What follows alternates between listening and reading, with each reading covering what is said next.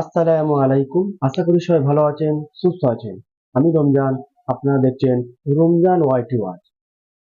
আজকের টপিক, নবীর জীবনে বারাকার 3টি আশ্চর্যজনক ঘটনা। ডক্টর মিজানুর রহমান আজহারী হুজুরের কাছ থেকে আমরা শুনে নেব ইনশাআল্লাহ। রাসূলুল্লাহ সাল্লাল্লাহু আলাইহি ওয়াসাল্লামের সময়কালে আমরা এরকম অনেক ঘটনা শুনেছি যে এরকম বারাকা দেখা গিয়েছে। যুদ্ধের সময় অজুর পানি নাই, হায় হায়, শত শত সাহাবা অজু করবে কোত্থেকে? রাসূল সাল্লাল্লাহু আলাইহি ওয়াসাল্লাম বললেন, যার কাছে যা আছে নিয়ে আস। কেউ 1 কাপ, কেউ আধা পাতিলা এনে এক জায়গায় জমা করছে। রাসূল সাল্লাল্লাহু আলাইহি ওয়াসাল্লাম ওখানে বিসমিল্লাহ বলে হাত ঢুকাই দিয়েছেন। তারপর বলছেন, পাতিল কাত করো, এসে লোকজন পানি নিয়ে যাও, অজু করো। শত শত সাহাবী ওই ছোট্ট জায়গার পানি থেকে অজু করে ফেলছে। নিজেদের যে পানির আলাদা মশক এটা ভরে ফেলছে, এরপরও পানি শেষ হয়নি। কিভাবে হইলো এটা? হুম, বারাকা। আহজাবের যুদ্ধে, খন্দকের যুদ্ধে শত শত সাহাবা পরীক্ষা খনন করতেছে। সালমান আল ফারিসি রাদিয়াল্লাহু তাআলা আনহু প্ল্যানিং, চারদিকে পরীক্ষা খনন করলো। খাবার নাই, তৃষ্ণা, ক্ষুধা, খুব কষ্ট। জাবের রাদিয়াল্লাহু তাআলা আনহুর স্ত্রী, ঘরে একটা ছোট্ট ছাগলের বাচ্চা ছিল। উনি ভাবলো যে রাসূল সাল্লাল্লাহু আলাইহি ওয়াসাল্লাম এত কষ্ট করতেছে, সাহাবাদেরকে নিয়ে কিছু খাওয়াই। তো ছাগলের গোশত রান্না করলো আর কিছু রুটি বানালো। এই ধর 5-6 জনের হবে। ছোট্ট একটা ছাগলের বাচ্চা কয়জনের হবে বলেন? 5 থেকে 7 জন। তো জাবেরকে তাই বললো, জাবের বেশি লোক বেরো না, আবার রাসূল সাল্লাল্লাহু আলাইহি ওয়াসাল্লাম বললো 5-7 জন নিয়ে রাতের বেলা যেন চলে আসে, কিছু খেয়ে যাক, আমরা কিছু আপ্যায়ন করি। তো জাবের রাদিয়াল্লাহু তাআলা রাসূল সাল্লাল্লাহু আলাইহি ওয়াসাল্লামকে যেয়ে বললেন, ইয়া রাসূলুল্লাহ, আমার স্ত্রী তো এরকম করেছে, 5-7 জনের একটা আপ্যায়ন। রাসূল সাল্লাল্লাহু আলাইহি ওয়াসাল্লাম বলতেছে, সানা আলাকুম জাবিরুন তাআমা, এই বিশাল জামা, চলো জাবের তোমাদের জন্য খানা পাকাইছি। আসলে খাবার কয়জনের? 5-7 জন। এখন 1000 খানিক সাহাবী চলে আসছে, বিশাল মিছিল দিতে দিতে, এই বিশাল একবার গ্রুপ। জাবের রাদিয়াল্লাহু তাআলার স্ত্রী তো অবাক, হায় হায় সর্বনাশ। রেগে মেগে স্বামীরে বলে, করছো কি তুমি? বলছি কি আর করলা কি? 5-7 জনের খাবার আছে, তুমি তো বিশাল বাহিনী নিয়ে আসছো, এখন হবে কি? কি করলা তুমি? এখন জাবের রাদিয়াল্লাহু আনহু বলে, আমি করবো কি? রাসূল সাল্লাল্লাহু আলাইহি ওয়াসাল্লাম তো ডেকেছেন।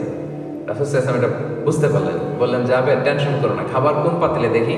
বলে এই পাতিলে। বলতেছে, রাসূল সাল্লাল্লাহু আলাইহি ওয়াসাল্লাম দোয়া করে ফু দিয়ে দিলেন আর বললেন, পাতিলের ঢাকনা উঠাবা না, এক পাশ থেকে বের বের করে করে দিতে থাকো সবাইকে। ঢাকনা উঠানো হয় নাই।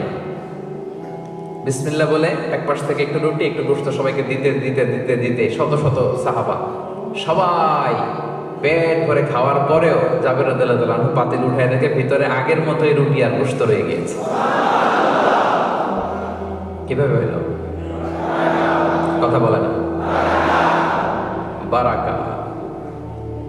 আবু হুরায়রা রাদিয়াল্লাহু তাআলা আনহু 7ম হিজরিতে মুসলিম হয়েছেন, সবচেয়ে বেশি হাদিস বর্ণনাকারী সাহাবী। মসজিদে নববীতে একটা বারান্দা ছিল, এই বারান্দায় তিনি অন্যান্য সাহাবীদের সাথে থাকতেন, জ্ঞান অর্জন করতেন, কোরআন সুন্নাহ শিখতেন। তো ওখানে মাঝে মাঝে সম্পদশালী সাহাবারা গিফট পাঠাতো। কি পাঠাতো? ফুড অ্যাজ এ গিফট পাঠাতো। একদিন আবু হুরায়রা রাদিয়াল্লাহু তাআলা আনহু খুবই ক্ষুধার্ত।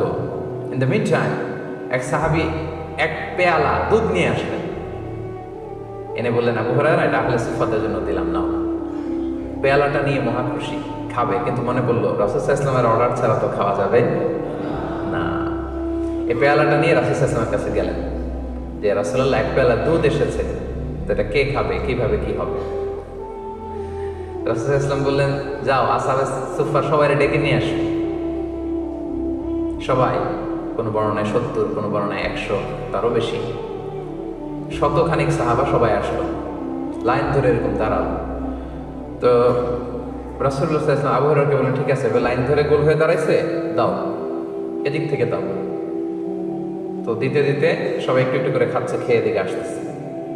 আবু হুরায়রা রাদিয়াল্লাহু তাআলা তো আশা ছেড়েই দিছে, এই পেয়ালা ঘুরে আমার কাছে আসলে আমার নসিবে কি জুটবে কিছু? আশা ছেড়ে দিলাম, যা যাও। উনি আশা ছেড়ে দিয়ে দুঃখ করা মন নিয়ে তাকায় আছে, হায় রে, সবাই কি চমক দিয়ে খাচ্ছে, কিন্তু আমি পাইলাম, এখনো তো আমার কাছে আসলো না। তাকায় আছে। রাসূল সাল্লাল্লাহু আলাইহি ওয়াসাল্লাম তো ব্যাপারটা বুঝতেছে, তাই না? রাসূল সাল্লাল্লাহু আলাইহি ওয়াসাল্লাম দাঁড়ায় আছে।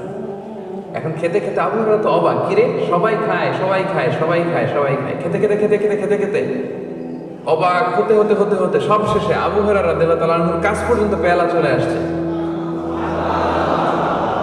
দুধ শেষ হয়নি। আবু হুরায়রা রাদিয়াল্লাহু তাআলা আনহু খেলেন, রাসূল সাল্লাল্লাহু আলাইহি ওয়াসাল্লাম বলেন ইশরাব, ড্রিঙ্ক অ্যাগেইন, আরো খাও। আবার খাইলেন। আবার রাসূল সাল্লাল্লাহু আলাইহি ওয়াসাল্লাম বলেন ইয়া আবু হুরায়রা ইশরাব, আরো খাও। আবার খেলেন। খেতে খেতে সবশেষে আবু হুরায়রা বলে ইয়া রাসূলুল্লাহ ওয়াল্লাযী বা'আসাকা বিল হক, যে আল্লাহ আপনাকে সত্য সহকারে পাঠিয়েছেন তার শপথ করে বলছি, মা আজিদু লাহু মাসলাকান, আরেক ঢোক যে গিলবো ওই জায়গাটা আর নাই। অবশেষে রাসূল সাল্লাল্লাহু আলাইহি ওয়াসাল্লাম নিলেন, নিয়ে শেষ করে দিলেন। আল্লাহু আকবার। কিভাবে ঘটলো ভাই এটা? হ্যাঁ, বারাকা। This is the charisma of বারাকা, বারাকার কারিশমা। এখন আমাদের তো ওই বিশ্বাস নাই, আমরা ওই বারাকা পাবো কি করে? ওই বিশ্বাস তো লাগবে, ঠিক কিনা? ইমাম আন-নাবাবী রাহিমাহুল্লাহ, যিনি সহিহ মুসলিম একটা হাদিসের গ্রন্থ, এটা সরা লিখেছিলেন, উনি বর্ণনা করেন ওনার তো অনেক বড় নলেজ সিকার ছিলেন। ওনার কোথায় ইসলামের ইলমের হালাকা হয় খুঁজতেন। উনি বলতেন যে আমি প্রতিদিন 10 জন শায়েখের 10টা হালাকায় অন অ্যান অ্যাভারেজে জয়েন করতাম প্রতিদিন। এই যে আজকে আপনারা একটা হালাকায় জয়েন করলেন না, কয়টা হালাকা এখানে? উনি প্রতিদিন জয়েন করতেন কয়টায়? বিভিন্ন শায়েখ, বিভিন্ন মসজিদে, বিভিন্ন মাশিখাতে শায়েখরা দার্স দিতেন। উনি বলতেছে অন অ্যান অ্যাভারেজ প্রতিদিন আমি 10টা শায়েখের হালাকায় জয়েন করতাম। কিভাবে পারতেন? হ্যাঁ, বারাকা। দিস ইজ কল্ড বারাকা। ইবনে জারির আত-তাবারি কত যে লিখছেন আমরা পড়েও শেষ করতে পারি না। ইতিহাস লিখছেন, তাফসির লিখছেন, এটা লিখছেন, সেটা লিখছেন, অনেক। তো উনি যবে থেকে লেখা শুরু করছেন ওই দিন থেকে শুরু করে উনি যেদিন মারা গেছেন ওই দিন পর্যন্ত যদি ওনার এই বয়সটা বা সময়টা কাউন্ট করা হয় আর যত পৃষ্ঠা লিখছেন এটা যদি ভাগ দেওয়া হয়, দেখা যায় যে অন অ্যান অ্যাভারেজ প্রতিদিন উনি 80 পৃষ্ঠা লিখেছেন। আপনি আমি প্রতিদিন পড়তে পারি কয় পৃষ্ঠা বলেন?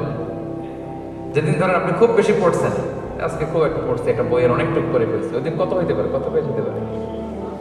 10, 20, 30।